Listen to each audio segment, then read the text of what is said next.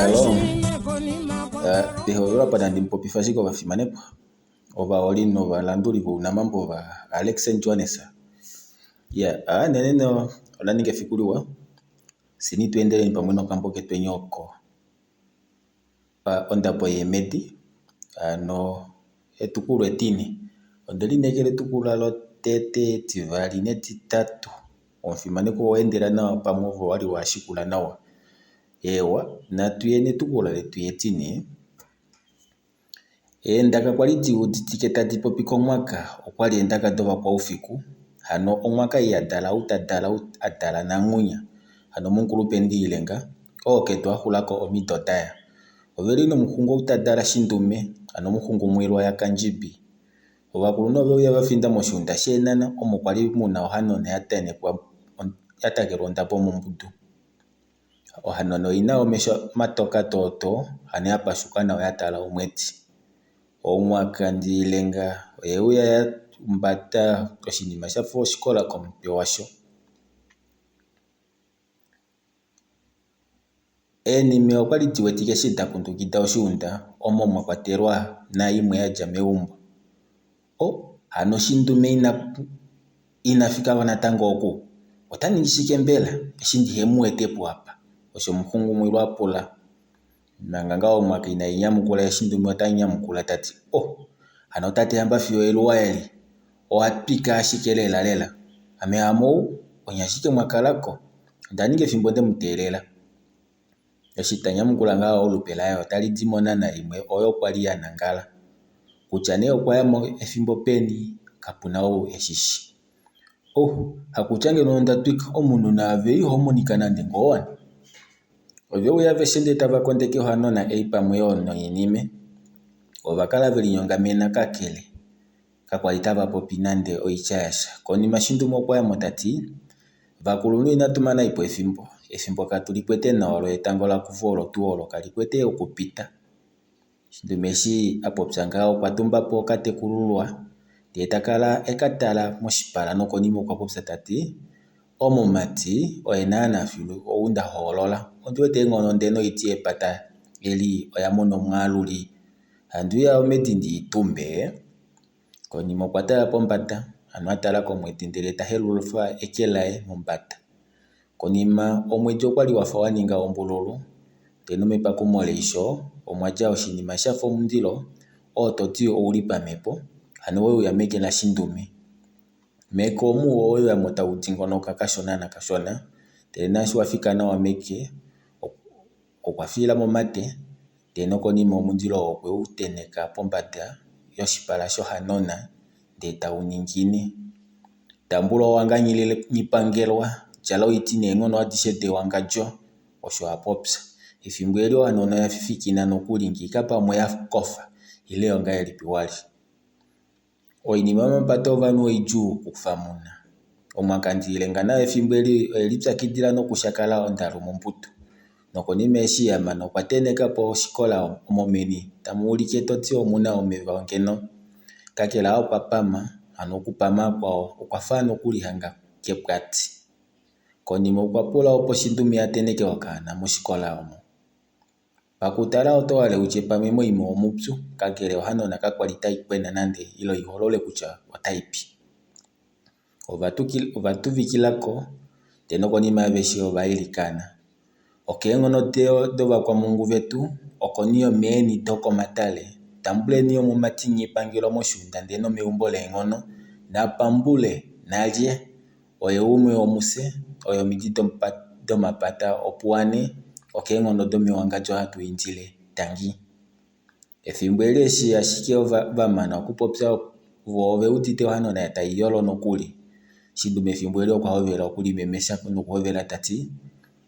Omumati okwa juka. Oyenga oye lime pumba omo. Nga oshindume ota ulike pumba limwe lili talala lonana. Natango tatukile tati. Omumati okunalela oyengono. Nokuli no mepumbo kwa jamo. Ifo oye limonjo omo paife.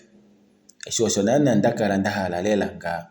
Shimwa ashike vakwetu. Omejo yapya. Mekulu ufamo ashike naleo nokuli omumati mombia. Okwapya no anashune ashike morutulae. Aishe oyilinawa. osho shinduma yapopya ngaho konima okwatoola pondje ndete yumbile mosikola nokonima omumati ove mukufamo. Manga ava veli moshigunda omu yekunyata uli huli otati ngono kangombwa tayi tete olufimbo.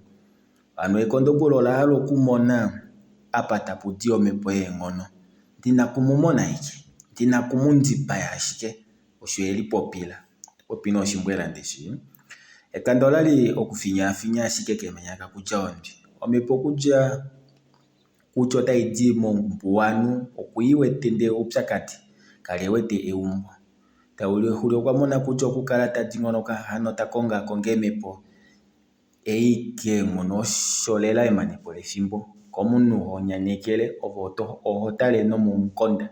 Onyene okwatokola ashune keumbo ye akakalele omindjilo dhaye omutumba. Ye amone tuu kutya openi lela tapu inyenge lela.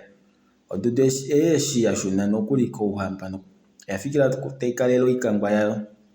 Manga kakukutu koiti tashuna mombala kokunya shinduma otalombwele ovakuluntu tati opuna omumbwela ndiwete taka kala eeta oshiponga ngaho ndiwete ngo taningi ngaana.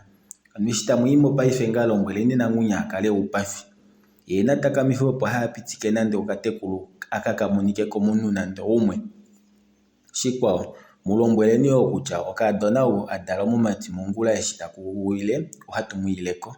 Inava kendabala okumukonga ile okumukwena shashi otashi katukulufa emepo tihapu. Neli amene mwene ethimbo lomutenya shashi oufiku ame opo ndili. Ondeli nekelo iinima ikwawo inya omweyi mulombwela nale. Onyene aishe neitakamithe ye teyi gwanithapo ngaashi eyipewa. Nomondjwetu oshawana manga nyeindeni ashike meumbo amo handi tokelwa nomutekulu wange manga koshigunda oku. Omuhungumwilwa osho omwakanziile nga ovaya vafinda meumbo opo tuu vaka popye ashishe shatongwa kushindume ano vaka lombwele nangunya. Omufimanekwa etukulo letu etine okombo lyege la hulilapo. Andi kupe etukulo etitano katendo tete. Etukulo etitano etango ngaho eshi tali eta ehengo wovanhu unene vomomukunda wonanduli ovalimbilwa lela keendaka dhovanhu tava kwena eenghali. Oshali shikumwithi kutya ombela onga yelipi ovanhu tava penduka ashike aveshe vatwalako iimbale esiku limwe. Shikwawo momagumbo omu tamudi eendaka momagumbo ngaho ovanhu ovo ihaya tongwa nateta omakekenye tuu vati yena oiti. Ngaashi meumbo la Hwiloli namwiiti vati ihali oiti omunhu weipotongo ihayi taulukwa komunhu inonuka omundilo. Okwali muna eenghali ndele utaku tiwa apula malulu omwene tungo wetungo. Ye nyene tuu alele taululula vati ombinga youmbuwanu ushilona ko otakuti ondaka hano tayi ziilile mokaumbo komwaka gwashimbamba. Taku tongwa tuu kutya vati nyene ashike yakanangalele ovanhu vaka penduka ashike yatutumika onutu vo tuu ngaho nokamona kamwe kokamati ndunga oko haka tsilika pomukunda opo pandjongo.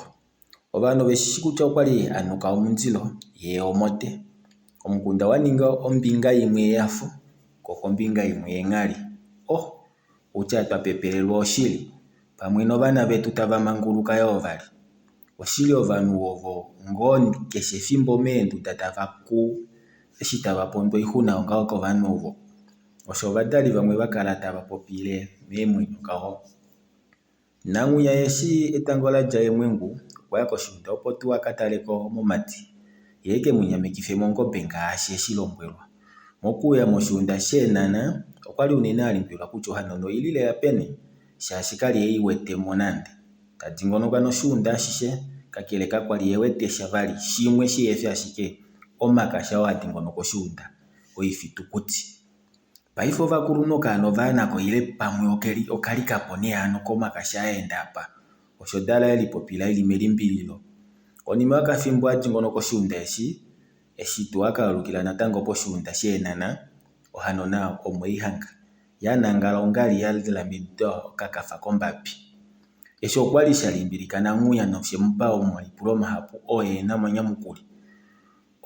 Okwali kashita medu ile haamengo okwali inaandi monako nonde aaye. Ngayeli pimbela ngenge onana oya taadiya opo ngaho ndafiya yanangala opo.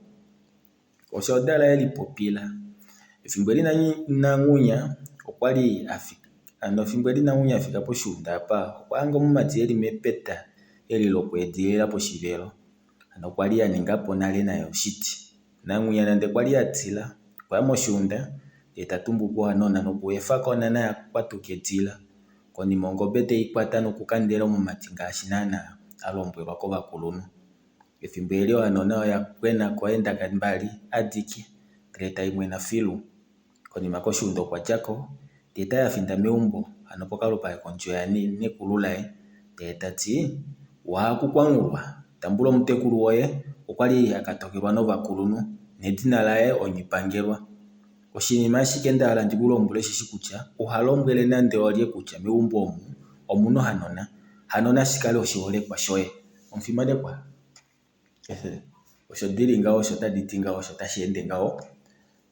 Seni atuhulileni apa netukola yetu etitano katenda oko kotete. Panditya ike owalo full audiobook ilo walo soft copy okamukaka shashi katuna pwali hard copy. Ano owalo full audiobook ilo soft copy dengele ngeke kongodhi yange ilo shangele ongodhi yange 0841 54 27 861 ano 081 6427 861. Owamono soft copy yoye nga wamono full audiobook yoye kudilila ko WhatsApp. Tangi bafimanekwa shiyamona fana muti senyano bemaje metukulu etitano atu yatushakene nise tu denyomba huno kababa. Ano natukale nitu yambikweni tangu nene.